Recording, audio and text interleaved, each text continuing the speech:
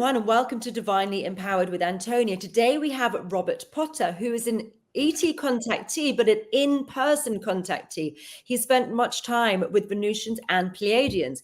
He is an expert on the pyramids and an international speaker. Welcome, Robert. Thanks so much for having me on your show, Antonia. Anything that has to do with the divine always excites me, so I'm happy to be here with you. How are you doing over there in jolly old England across the pond? Jolly old England. Yeah, it's cold. It's fine. I'm looking forward to it getting warmer in spring, so that's nice. Whereabouts are you? You're somewhere in the States? Whereabouts? I'm in Mount Shasta on a big mountain. It's kind of cold up here, but it's a beautiful location, very rural. I mean, the place, you can go out sometimes at 8 o'clock at night in the summer and it's a ghost town. It's crazy.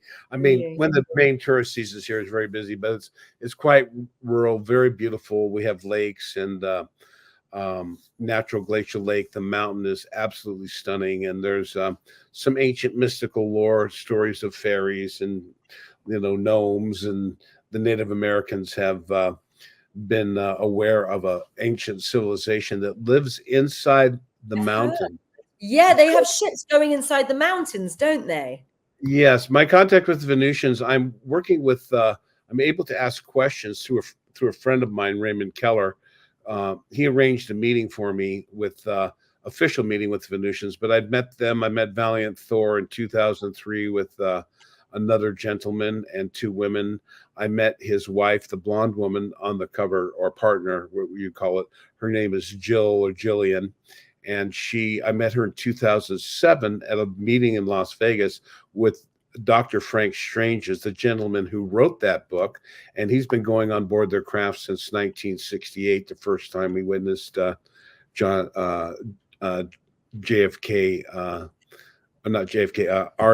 assassination, all kinds of stuff. It's so fascinating. Let's rewind just a second in case people are unfamiliar with the word Venusian. It is people from Venus. So it's physical aliens or ETs or people who live in a different planet. So that's what he's saying. He has had physical contact with people from different planets. Yeah, and the Pleiadians as well. This is a book my friend wrote, quite extensive, about the history of Venus, and talks about their service to Earth throughout history. They're our primary guardian planet, and they've been involved with us for 18 million years. So The Stranger at the Pentagon is a book that I've read a while ago, which is absolutely fascinating. Do you want to just give that an overview for people who don't know, and who Valiant Thor is? Okay, so I'd heard about this book a long time ago in 1979. My friend Raymond's just finishing a book about that. I wrote a brief thing, and I'm working on a more extensive series of chapters for that next book. But I should first say I had contact with a famous scientist. His great uncle invented the telephone, Alexander Graham Bell, actually from Scotland. Scotland. Yeah, I believe it. Really? It's like a bit rude, if I remember. Anyway, so his father invented the automatic transmission, the alternator, for Henry Ford. At the age of 15, he was pretty much the smartest kid in the room and studied the shockwave of the atomic bomb in Ann Arbor, Michigan, and with Leonard Katz and linear colliders like CERN, but much smaller. And then he went to work. The Air Force grabbed him at his 16th birthday, which is illegal, and they took him to Santa Barbara, UC Santa Barbara, where I went to school, a beautiful campus. He got a PhD in physics, and then he was 1963, at the age of 20, they were installing brand new radar sets. Okay, who's in charge of these new radar sets? They look around, this young kid, 20 years old, Fred Bell, this giant thing, electrical engineer, genius. And during the Cuban Missile Crisis, he was complaining that they were burning the reports. So he pissed off the base commander in a motorcycle late at night, and they put him in a straitjacket. He said, "You've been seeing UFOs." He said, "Sir, we've all been seeing these ships coming in at 15,000 miles an hour," and spit out the codes like he did every day. They put him in a straitjacket. 4 hours later, they gave him an honorable discharge, and he went to work for NASA. He eventually did the same thing there and complained about the shoddy electrical work. And who is this kid, this 20-year-old complaining? They fired him. He filed suit at the ALCU, and then they came back They said, "Oh, Fred, will you be in charge of all electrical quality control at NASA?" In 1965 at the age of 22. And he said, no, he was already working with McDonnell Douglas on the Saturn and Apollo stuff. So when I met him, we were having a lot of experiences with the Pleiadians. Fast forward to my meeting with Dr. Frank Strange's in the 20s. But I heard about this book, and this book is about basically Valiant Thor had landed in a park in Alexandria, Virginia in 1957, 2 weeks after my birthday. And he, his ship landed, he did the remote, had to disappear. And then beep, and so he, a police chief was going to get, he was in a silver spacesuit. He said to me, no harm. And they have this ability to just make you not see things or stuff like that. So he ended up going to the Pentagon with a bunch of police officers in tow, and they went into met Eisenhower. He went to shake his hand, and Secret Service and everyone goes, "Don't touch the president." He had a little book, and there's a book was written on crystal. It had a light language, and anyone who read it could understand. And what he was offering was for the government to, and the government was already working with Nazis that had fled to South America and to Antarctica, and that was Prescott Bush. George Bush Sr. was a naval officer. I have pictures of him with Martin Bormann, Reinhard Gehlen, Otto Skorzeny, Hitler's bodyguard, and of course Joseph Mengele, the bad boy. Goebbels, Mengele, Bormann, and Skorzeny when he was 19. So he was the greatest spy, became president. So the Nazis basically infiltrated America with the help of the big money people that were siding with them, the Harrimans. Yeah. So what happened was they were trying to counteract this. The Moonbase commander that I met was actually met Eisenhower on the tarmac in Muroc Air Force Base, and they went around to all the nuclear powers at the time. You need to stop testing. You will precipitate an axial flip. Finally, they listened, and what they decided to do was secretly go underground. So all the world's governments went underground in case they did precipitate an axial flip. The elite. Is that a polar shift, you mean? No, well, an axial flip is where the Earth switches from north to south pole. Magnetic flips are happening all the time. The poles are constantly moving. So they have explained to me that occurs naturally every 5,000 years. That will happen in 400 to 500 years. So they're saying not in our lifetime. So they will stop. They're not allowing any nuclear war. They're always in control of that behind the scenes. There's some complexities there. So let's get back to Valiant Thor. So he gets Eisenhower, Nixon, Pat Nixon, and Mamie Eisenhower were enthralled with him. He's very charming, very handsome. And so he was talking. He was a Secret Service agent and evangelical preacher. So quite a combination. So he had access to the corridors of power. He knew Edgar Hoover, and was he written a book about gangs and stuff. So he was going around because he wanted to know the truth. He was thinking that the angels in the Bible were spaceships. So it's correct in many ways. So he basically offered this book, will offer technology, sharing with the people advanced healing technologies, longevity, so the bellicose militarists, the religious potentiates, and the greedy financiers, and their control, which is was actually under the command of fallen angels inside the earth. The earth was kind of they were cast down in here. So this is actually a coup that was being taken place by the Venusians, called them the intruders or interlopers.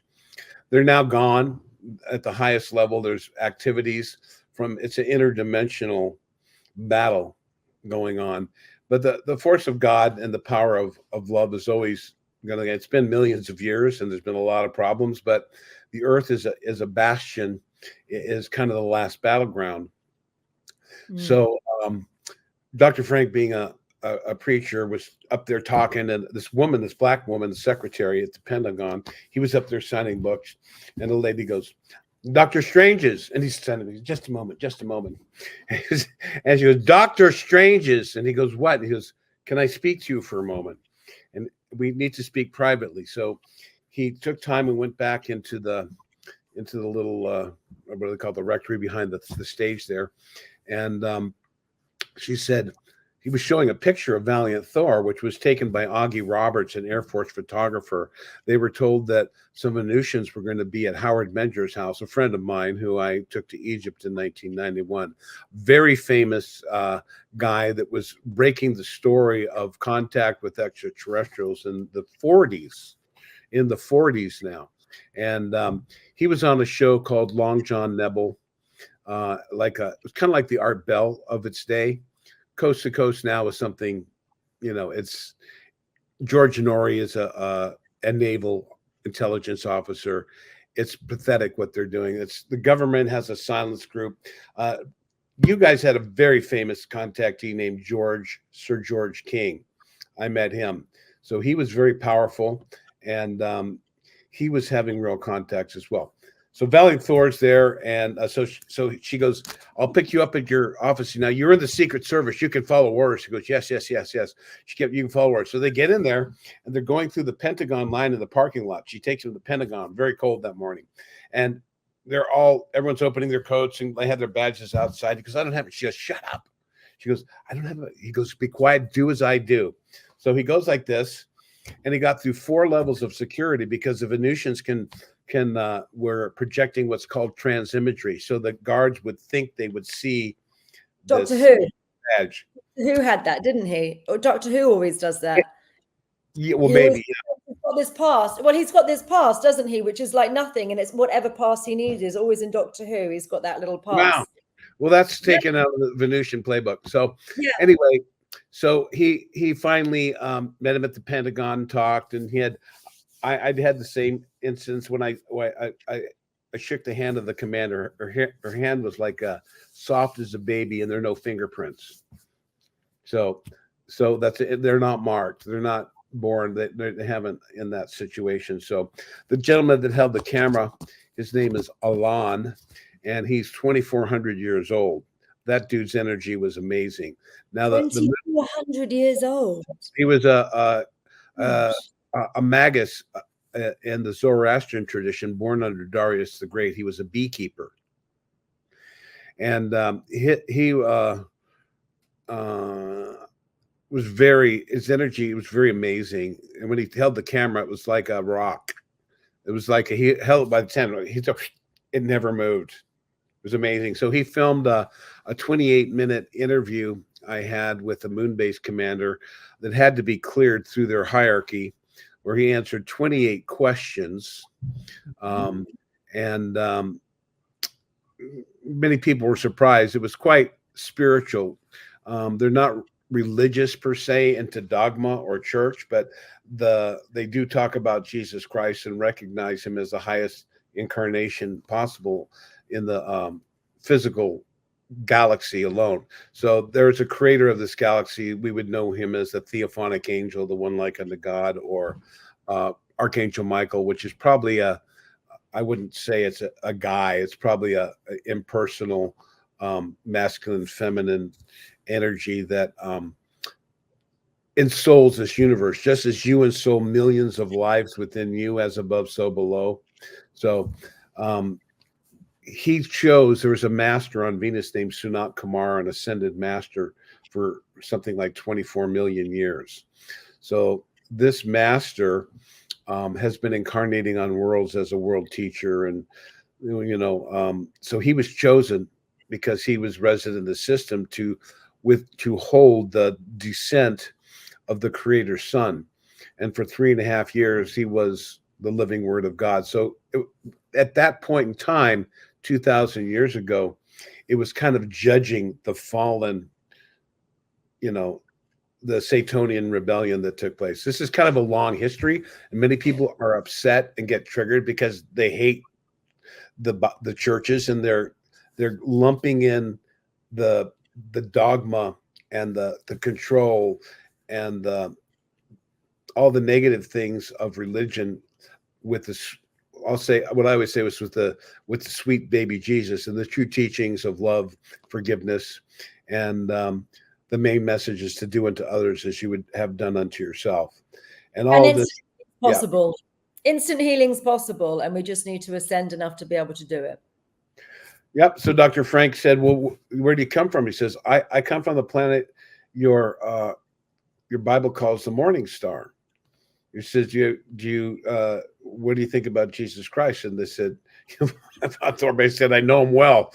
So that's why Venusians don't need faith. They actually interact with those superluminal divine forces. So that's the mission. The mission is love and hope. It's not about spaceships and spacesuits. It's about transforming the individual consciousness one heart at a time and reorienting the individual. The earth is in a massive state of confusion due to the intruders and the interlopers and the programmed systems of a monetary system built on scarcity and lack that's controlled by the oligarchs. The criminals are called the Black Sun. These are elite families. Their lineages have had sex with the fallen angels, literally. That's the House of Windsor, the House of Bourbon, the House of Orange, Rockefellers, Rothschilds. Same thing in China. Everyone's working for the same boss. Now they're gone. They're being eliminated. So that's a good news. So Valiant Thor basically tried to take the message the governments would refuse to give up their control and power, their money, their systems of suffering because of their they could call in demons who would appear, and they were in control of the money system at that time. There were covenants 16,000 years ago that allowed them to literally own the earth. And the good guys had to acquiesce to that because it's like Star Wars. They were capable of blowing up worlds, and they don't do that anymore. They actually have councils, and anyone who starts doing that, it's pretty much understood that everyone's going to get you. So they always have been using deceit, lies, and within certain parameters, but they were skirting the laws of non-interference by having hybridized humans do the dirty work. So we've been aligned against it. Now let's talk about the good stuff. Let's talk about the good stuff. So you've actually met all these amazing beings from Pleiades and Venus. So how do they look? What are they like? How would you know when you meet one? Tell me more about them. My experiences with Fred Bell were augmented by another famous contactee named Gabriel Green, who was having contacts in the 50s. He was very advanced. He was later in his late 60s and 70s when I met him in the late 70s. And he was showing me, there was a lot of things I was having with Fred Bell. They were taking me out of my body constantly. So I would doing certain breathing exercises and meditation techniques, utilizing like the crystals and the pyramids that I have in my house that were help creating like an artificial portal, and the ships come in, they settle into the building. So I'm in the ship, and their frequency, they're picking you out of my body. So I was very young. I was 17 and 18. So this was hard to understand, but I'd come back down. I'd leave my body at like 11 or 12, maybe 1 in the morning. And I said, why is this always at night? And he said, well, the astral plane is asleep, and you can, there's no mental energy interference for what you're doing. And they would take me up, and I would have a lot of education in advanced metaphysical understanding of evolution and creation. And sometimes I come in and goes, you better take an Epsom salt bath before you go home. You're a little unstable. Lights would follow me down the hill, and then I'd go to my house, and the light would be following my car. I lived a mile and a half down the hill. Well, yeah, probably barely a mile. And so I had a little like hillside behind there on Bluebird, and the light would be pulsing outside my window, and I'd be crying, "Who are you? Why don't you talk to me? Why don't you get out and talk? What's this cat and mouse game?"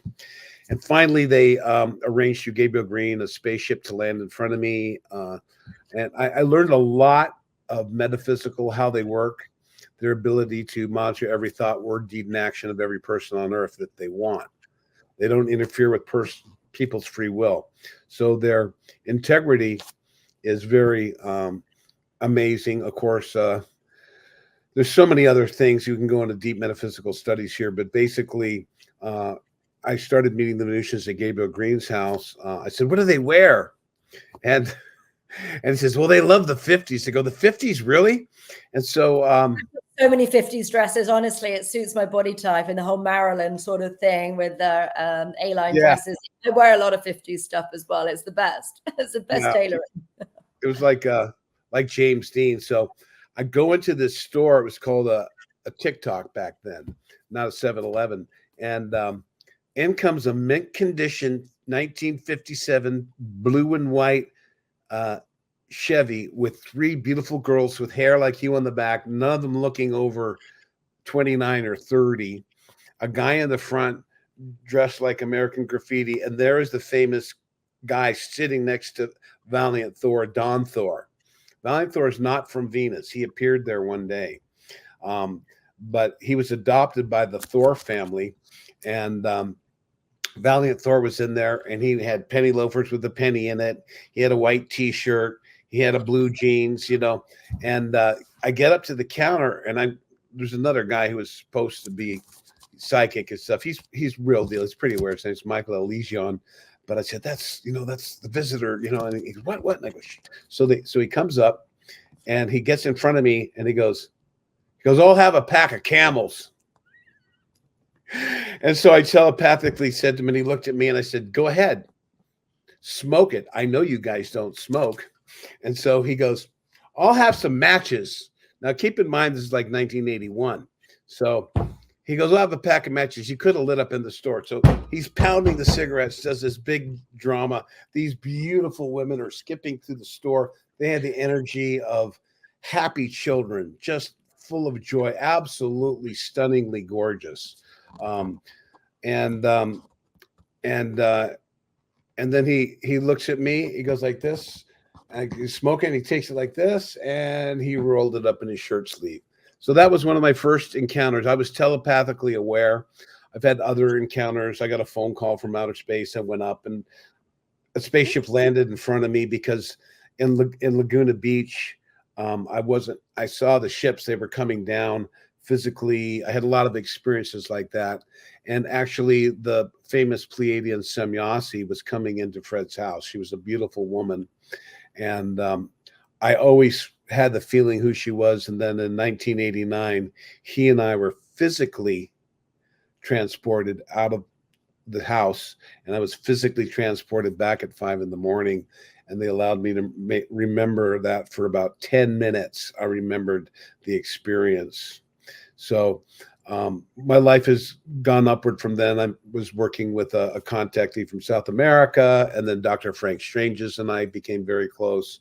And I went to his inner circle meetings where I was initiated into the order of Melchizedek by a man on board the ship who comes down. They can manufacture a human body.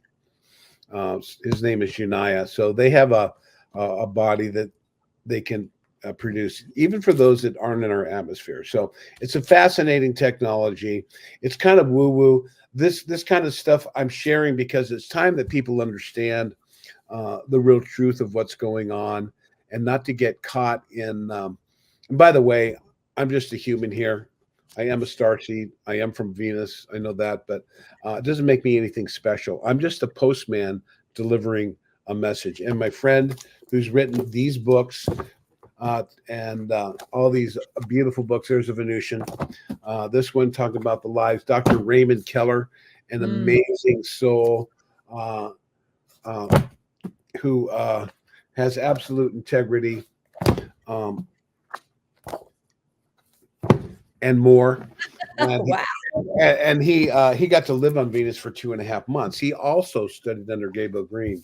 And this is What a was picture. Venus like? What's Venus like then if you go and live on there? Very advanced technologically. Well, they have a higher dimensional Venus, but on the physical Venus, they live mostly in the northern and the southern hemisphere, probably around Canada, upper Canada, and they do have a volcano there. They gave me a little vision once. It's kind of a chiffon type of atmosphere, kind of a lemony yellow sky because of the volcano. But I didn't smell any sulfur.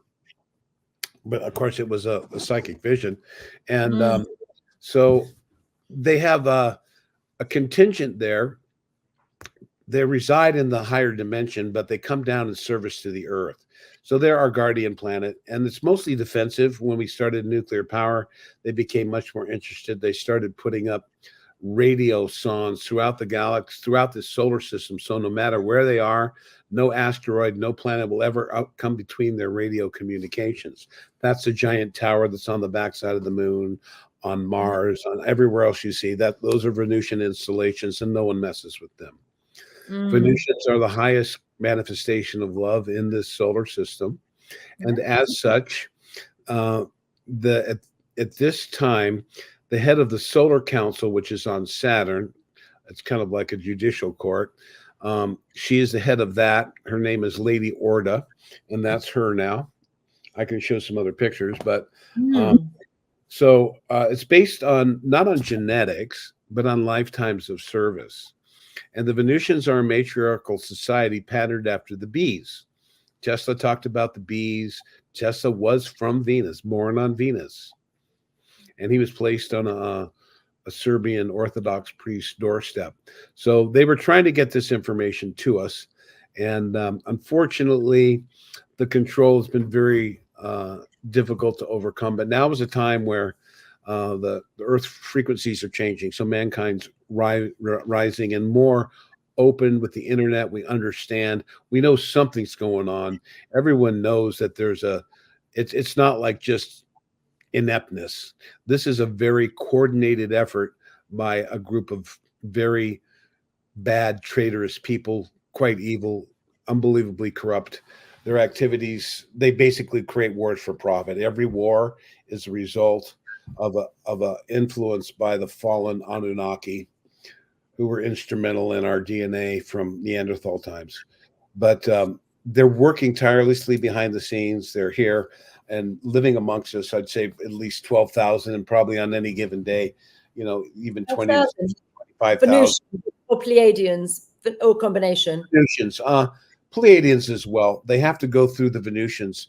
Everything goes through the Venusians, no matter what federation they're here from. They have to go through the local confederation. Our confederation, it's called the Galactic Confederation of Light. It's comprised of 601 worlds in 51 solar systems. We will be the 602nd world to enter this confederation when we become worthy, and that worthiness has to come from us. They're not going to clean up the Earth. No, that's our job. They're removing the bad guys that were influencing us, and they're taking that technology and they're handing it over to humanity. So you're saying that there's 12,000. So 12,000 Venusians who are currently on Earth, but you'd say around. And how many Pleiadians do you think? I have no idea of the Pleiadian forces. I know I know generally the Venusians. That comes from my friend Raymond Keller. He's close friends. Where are they? Where are they? Are we interacting with? It could be your neighbor. So are we actually interacting with Venusians on the daily? Many people are. How would we recognize them? You wouldn't. Hebrews 13:2. Be ye kind to strangers, lest ye entertain angels unaware. Everyone I've met looks pretty much like us. If they do take up a lifetime mission here, they will age and go under the normal process, like my friend Omnek, who came from Venus. Her story is amazing. She's older now, and she's a very beautiful woman, and she was living on the fifth dimension or the astral plane. And the masters asked her, they wanted to see what a person coming from the fifth dimension would be like, how their body would withstand the earth environment. And they told her it's going to be a very hard life. It'll be your last lifetime. You're going to da da da. And she said, okay, I'll do it. And they kept telling her, no, it's going to be really bad. Are you ready? Are you ready? And what happened was that she owed the karma. She was a twin during the French Revolution. And the Venusians wear a red beret in a nod to the French Revolution, because that was one of the primary, they pushed back against the reptilian takeover agenda, Draco reptilian. It's a genetic, in a way, it's a genetic battle, but it's really more about the orientation. They're beautiful reptilians, and they're beautiful Draco bloodlines as well. Not to mention the crazy mantis, all these things that kind of freak people out. But once we get used to that, we'll understand that it's all big one family, and everyone's truly connected by the law of one and the divine creator. So the Venusians, I'll just say that they've been working very tirelessly behind the scenes, and these 12,000 Venusians have Earth-based families. The Moonbase commander that I met, she said, I've been working here for at least 300 years. It's probably much longer, but she is an oversoul. She's not like an incarnated. She's the Moonbase commander. She's in charge of the moon. What's an oversoul? An oversoul, you have parallel lifetimes and parallel Earths. There's, from what I understand, there's 8 of them, and that you have various bodies, and what we think of time doesn't exist. So it's kind of like this, everything's happening all at once. It's beyond my understanding. Raymond Keller described it. He had a near-death experience. But so the Moonbase commander I met, she was working with Thomas Jefferson, John Adams, Monroe. She was one of the lefteneurs of the Masonic Lodge in France. Now, everyone hates the Masonic Lodge, but they were good. That was the resistance of the day. Okay. Benjamin Franklin, she worked with. He was the head of the Venus Lodge, and get what they did. They said, sorry, King, we're gonna do a Boston Tea Party. We're not paying your taxes.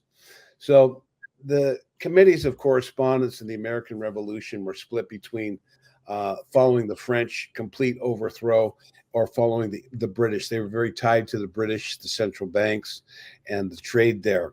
So they were motivated by that. But she told me, I said to Benjamin Franklin, did you tell him about electricity?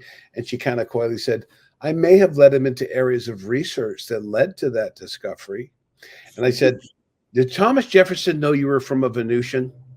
Because Raymond had told me the story where, he was out in his tobacco farm or whatever, and he came in from a long day, and she was sitting on his couch in his locked study, and she handed him papers. So wow. She said, the tall intellectual Virginian suspected I may have been from another realm. So this is how they work, influencing in areas of science, education. They're in the military, these things. There's a good Illuminati too. And they were fighting, they were working with Helena Petrova Blavatsky in the French Revolution. And the bad guys took a little page out of that book. They were all wearing masks, and they had these supposedly mask balls, but these were to bring all the intelligence, and some people would infiltrate them, but they would know who they are. And then the other people, there were these giant castles. So the initiates would be going into separate rooms where they were working in advanced spiritual psychic mystery school type of development.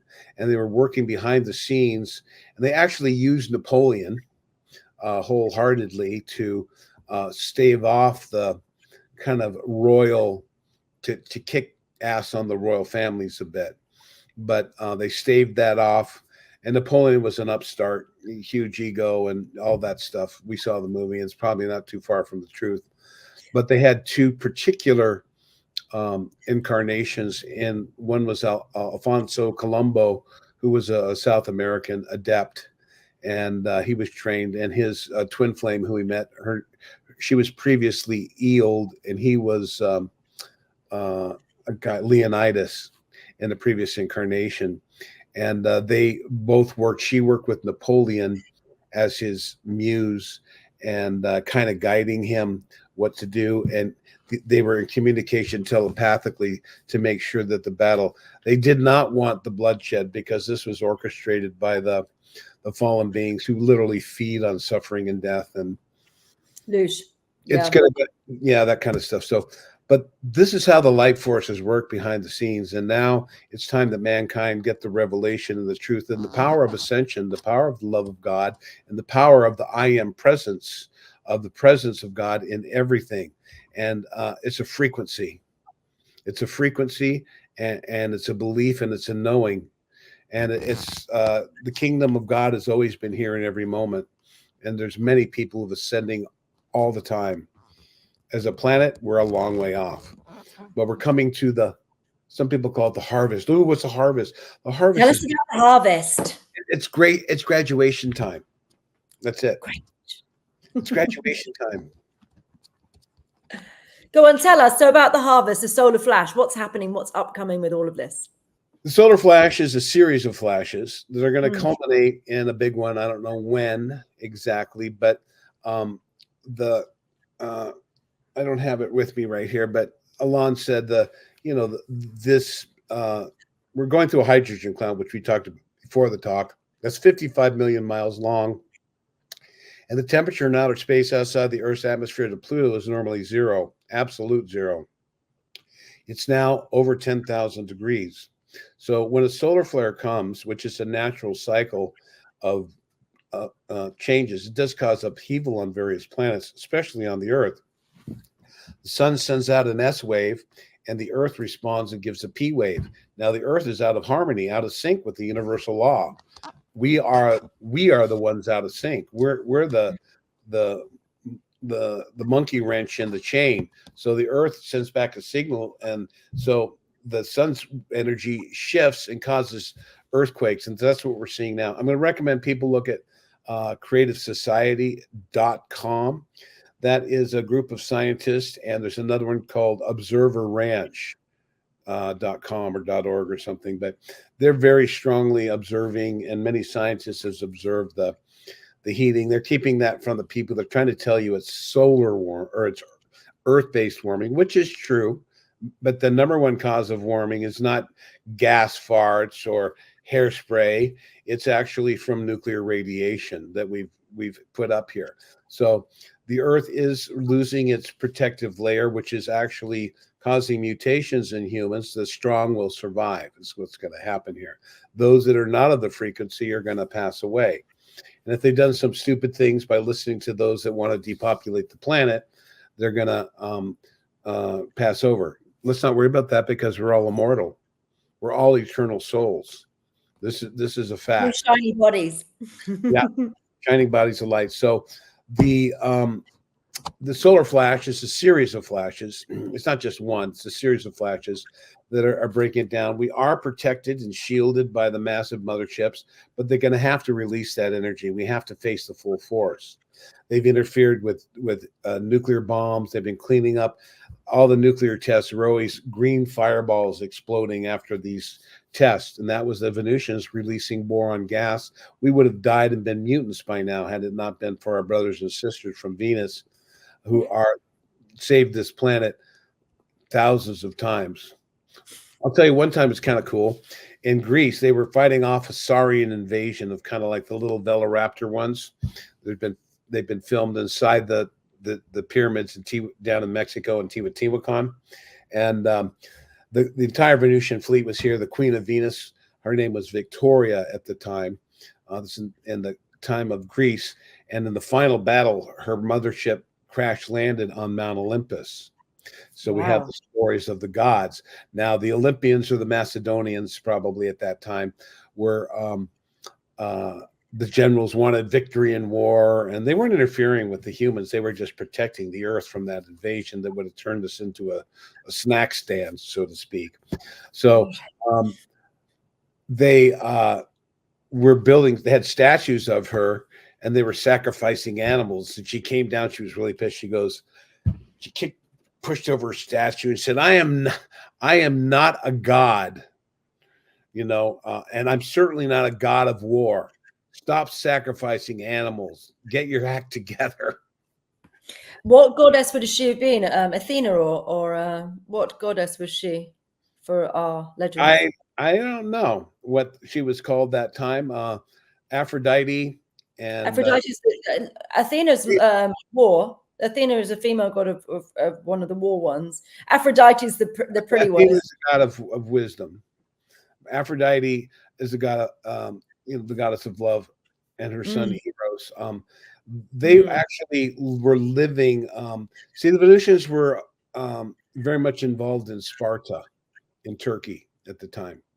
That was a city that was never conquered. The Trojan horse took them down, but that was a giant portal, one of the great portals, the remnants to the other dimensions. This planet was filled with portals that sunk in Atlantis. That was why the Earth was a highly sought after planet, because the portals could go to different worlds. And, so there's a lot of exopolitical information there, but I don't want any of this to seem scary or harmful, because God has a plan, and that evil that's been here is gone, and everyone can move forward. Ignore the governments now. They're just talking heads. All the people on television are lying. A lot of people that you think are alive are dead. They have robots. They do have some clones. Most of those are gone. A lot of the bad guys that you think are around and playing this drama on television, I'm going to tell you, I don't think we're going to have an election this year. Do you know? What do you think is going to happen in its place? I have no idea, but my intuition is telling me that we're gonna kick over the bucket, and the truth is going to come out. There's tremendous help from the higher dimensions, and they're very much accelerated, because there will be an asteroid coming between the Earth and the Moon in 2029, 400 miles above the Earth's atmosphere. It's called the Porthos. We've had a lot of movies about it, and all fear and anything, but unless we get together and are prepared for that, there's going to be more devastation. And realize this is a natural occurrence. There's natural weather changes taking place, augmented by government directed energy weapons and atmospheric rivers. And it's very horrific right now. Many people are losing their lives in natural disasters. And those that have the ability to help do not. So we're working on behind the scenes. I'm working with a group called Ground Command, and the actual ownership of the Earth was transferred to humanity in 2012. Woohoo! So we're in the process. That person was based on her DNA, and you can't even get your family to come together. Can you imagine Earth people who think they can fix the world trying to figure it out? No.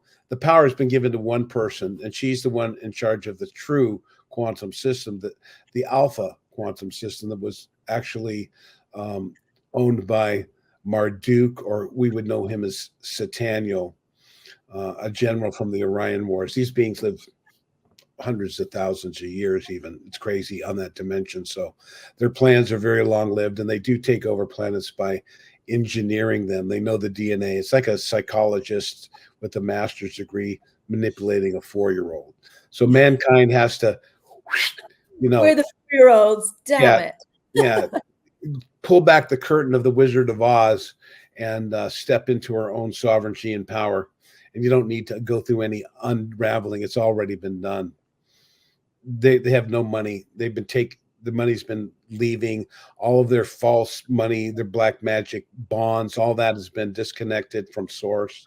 And the portals and the technologies that have been used against us are being eliminated. Now, this woman at one of my conferences, she goes, well, they're planning for a new financial system. And she speaks with a Carolina drawl.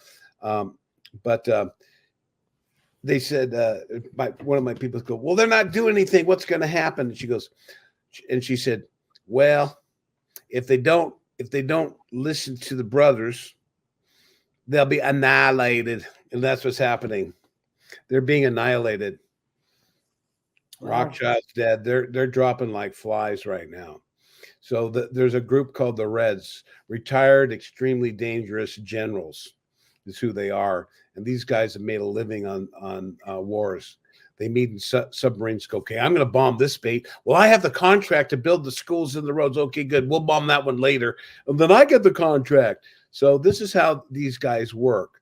They're actually working for black nobility, traitors to humanity. They're called the Black Sun. You can look at Jupiter Ascending, and you can look at that. The new Dune one is kind of, there's a similar type of. I just watched that on Saturday. Drama.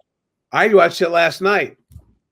The remake part 2. I was going, oh, we're going to have a part 3. So yeah, a little bit. Hollywood's giving you the story. Of course, they have to have murders and death and destruction in almost everything, which is a frequency.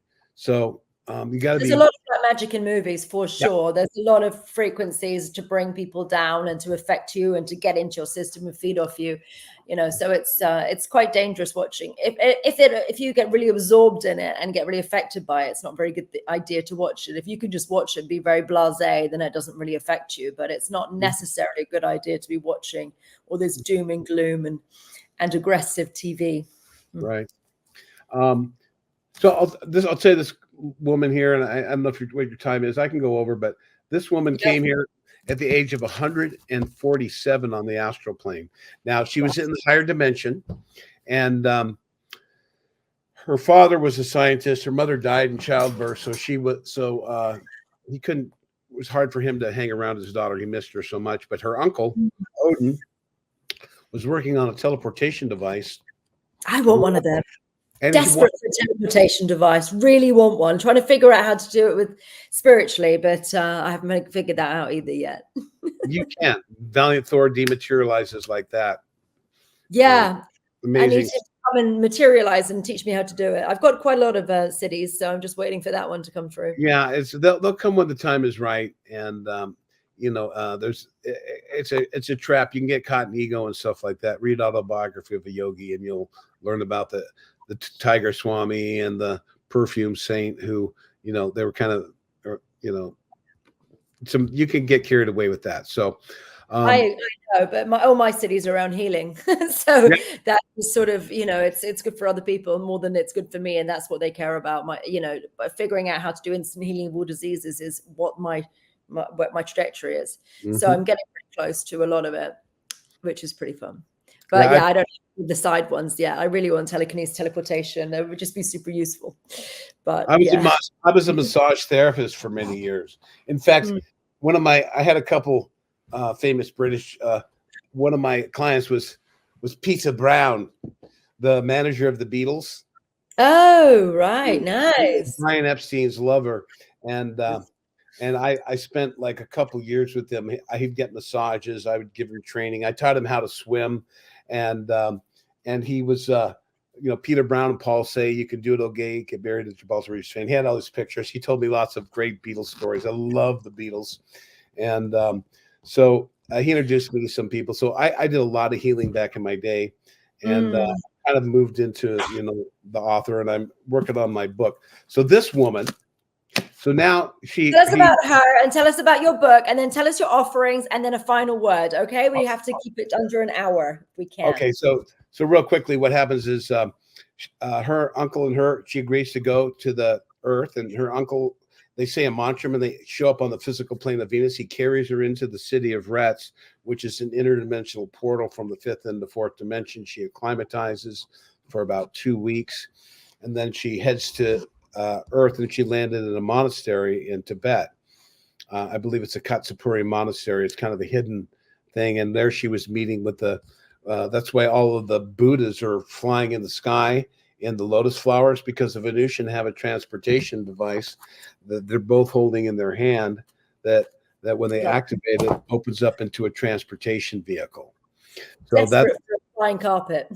Right. The Lemurians went to, after Lemuria sank, they went to South America, Tibet, and other places. So the Tibetans are actually Lemurians.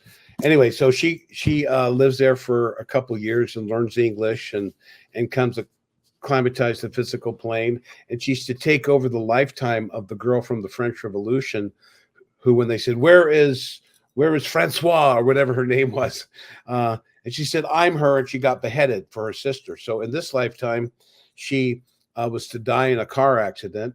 And so they, at the appointed time, they got in a car and they followed the bus. When the bus crashed, the Venusians, her uncle and a Martian, went on and removed that little girl's body, put it in the trunk, and she changed the clothes out. They took the pen on her shirt. Her mother was an alcoholic and was sending her to her grandmother, who hadn't seen her in 3 years. And during her gestation period, she hovered around the mother so she would impress her frequency with the mother. So she passed, and finally she did reveal to everyone that she was a Venusian. And so she wrote this beautiful book, available on my website, From Venus I Came, Angels Don't Cry, and My Message. And I cried like a baby during Angels Don't Cry. Her story is amazing. She's spoken at my conference 3 times. She'll be in Germany this year. So if we could bring up my website there, I'd like to share that I do have a summer conference every year. And Raymond Keller, and you were invited to come for free if you can make it to Mount Shasta. And I'm going to have quite a few. What is it? I'd love to speak at it. Yeah, well, I'll tell you what. I actually, unfortunately, and I'd like to give a shout out to Dr. Scott Warner, a guy who was curing cancer and who worked closely with Saint Germain. He passed away yesterday, so he and his wife will not be coming. So it's possible, but you're gonna have to make a commitment, like tomorrow, if you want to come. I could put you in. I'll talk to you after. We'll finish the show and we'll keep talking. I'm going to tell you a little bit about it. We'll have a chat about it. Chat about it. I can make commitments. I'm pretty like I'm a doer. Okay, if you'd like to bring up my website, you want to do that? Luz? Yeah, she's in. Luz, is she there? He's to put it like you did before. She said you need to put it like you did before. Yeah, I had already done that. I thought so. I'm gonna share screen. I'm gonna go to window, and here it is. I'm gonna right there. I'm gonna share. So there it is. So this is my Mount Shasta. Can you see that? Is that on the screen now? Okay. So this is Mount Shasta Summer Conference. This is my website, thepromiserevealed.net. I'm just going to take you straight. You can click that first banner when it's up. It'll take you to this page. So I've been doing this. This is my 10th conference in 10 years. I have some very famous contactees. This man, I told you, Raymond Keller, and I'm going to give you his contact. Lived on Venus for 2.5 months. He's a Venusian. He's writing a book. Vivian Chauvet, a contactee of the Asteroids. This guy is a Venusian contactee, very high level. He's been to Venus. He's been to Ganymede. He's been inside the Earth in 3 different locations. This gentleman, Dr. Kiva Makete Fall, is from Senegal. He's a Dogon elder and is an expert on the planet Sirius. Brad Olson, Alex Collier, the very famous brother of mine, who I've known for years, very close. Deborah Gusti, a new person, and Paula Venus. These are the 2 that will not be coming. Scott, this is a gentleman who's been having experiences with spaceships landing in front of him. He's amazing. A healer, researcher, a MUFON. Amazing. So it's a great thing. So we have I'm free. I can come. I just checked my schedule. Yeah, you can get it's really kind of cool. So you can read all the information there. But I want to say we're going to put it below in the description for everybody who would like to follow up. You get 5 days camping. You come on the 17th, 5 days camping and 4 days of speakers. Workshops are separate for $450 right now. That's a very good price. Some conferences are like $400 for 2 days or something. So I try to make it economical, and you can even go camping if you want to go on the less expensive. So I try to have as real contactees, and a bunch of them. So when we have a sky watch, they're off the hook. So they come and they show themselves to support us. And it's not really about the the silver spaceships and spacesuits is about the love that we hold in the community. And all of us black sheep, all of us people who've been called crazy get together, and we rock the house and have music. And I got yoga classes, and it's amazing. We have a wonderful time up there. That sounds amazing.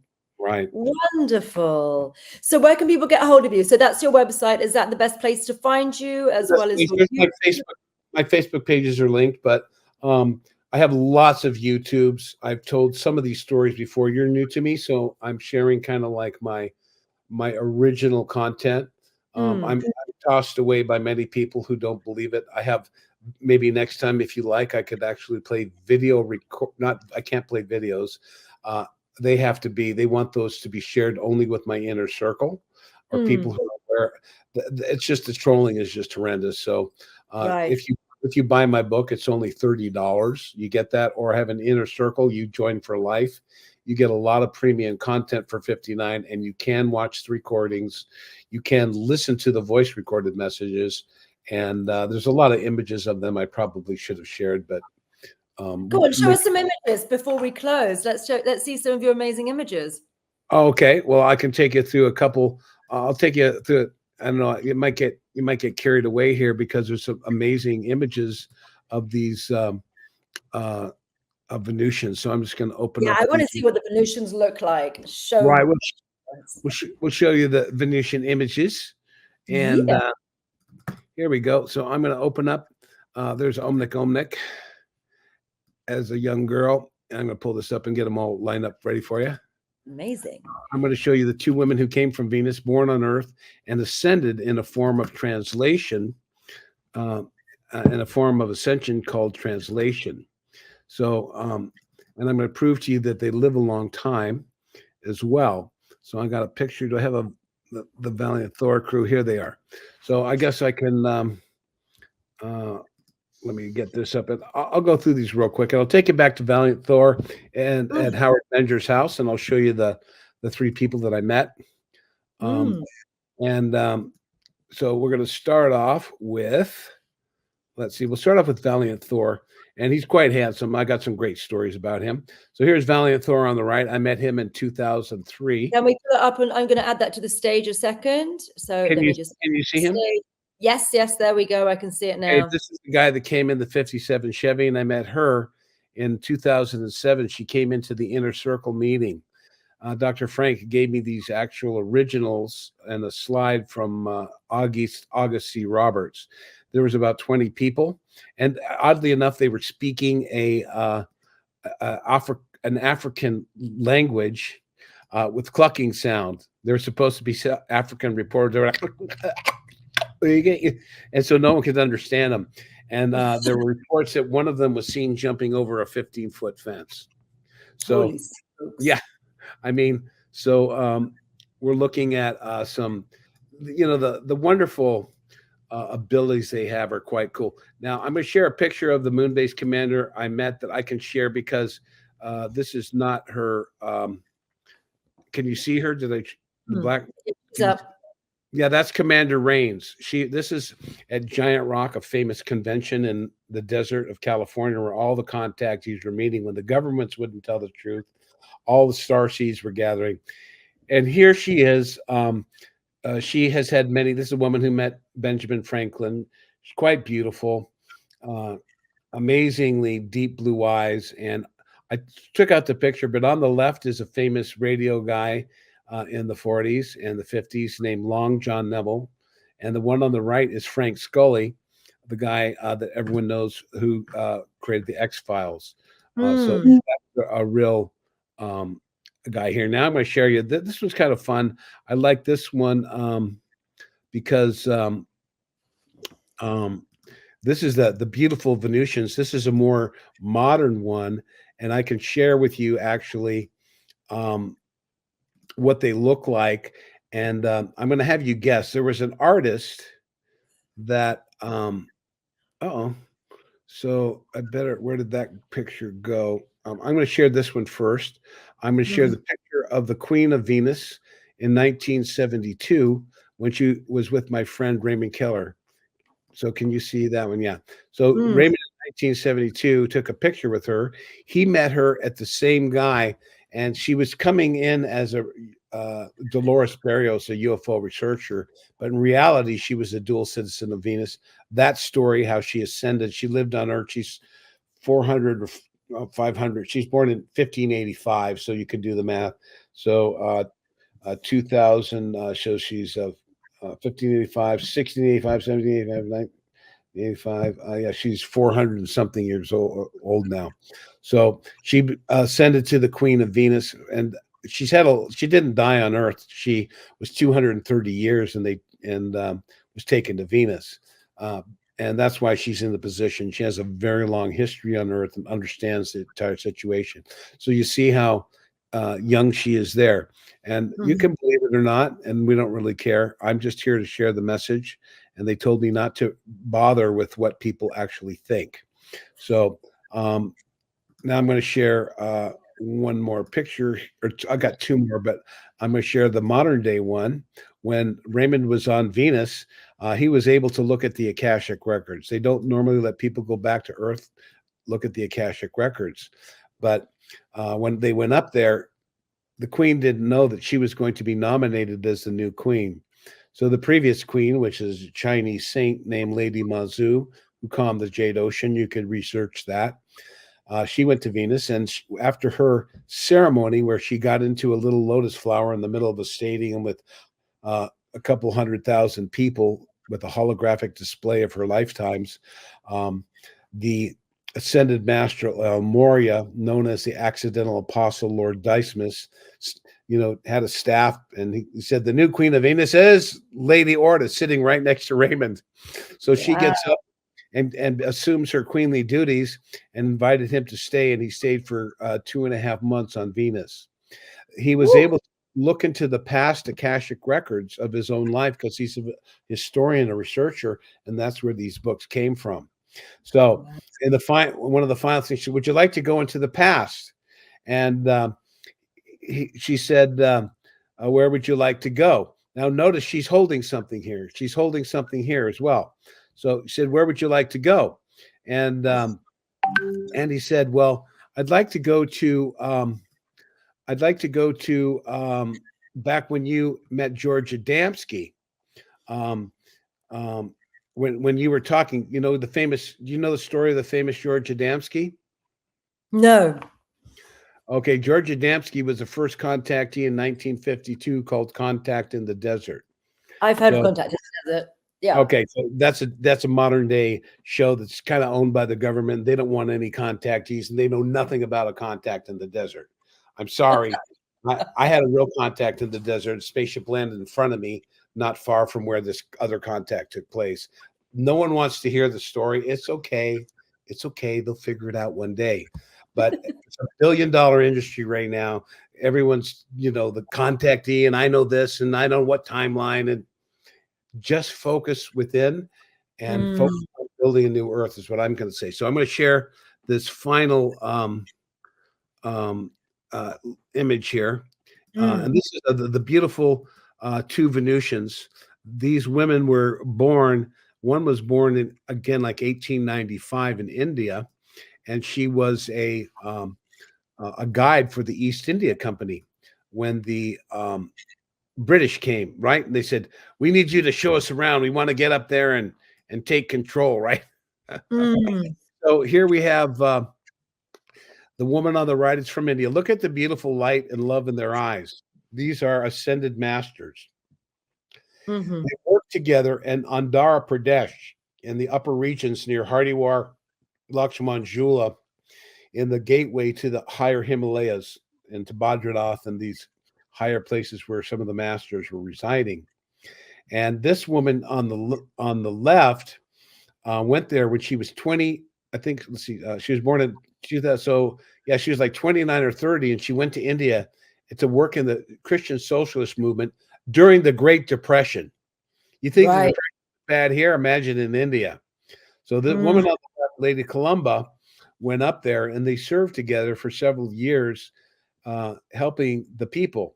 Now, the woman on the right, there's the Queen of Venus. The woman on the right, was guiding the East India Company, and they were coming back from like a 2-week journey, and they were coming down the final phase from up in the mountains down to the thing, and a beggar was on the side of the road. He was injured, and he said, "There's George Adamski," and that's the Queen of Venus.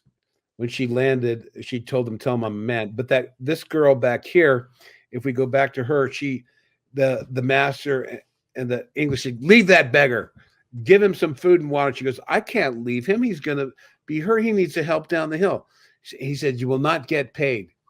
And she said, "So be it," something like that. She helped this guy down, took 2 days down, nursed him down the hill with food and water. And he got to the bottom, and he said, "You have great compassion." He stood up. I'm not ill. They dematerialized, and she became a dual citizen of Venus. So this is how they work. Now, the other woman on the left was a secretary to some of the contactees in the 50s. And she was she was lying in her bed one day in Arizona. She said, "I wonder why I don't get to go to Venus." That night, they picked her up. They beamed her up, and she was held underneath the ship, and she was taken out over the ocean.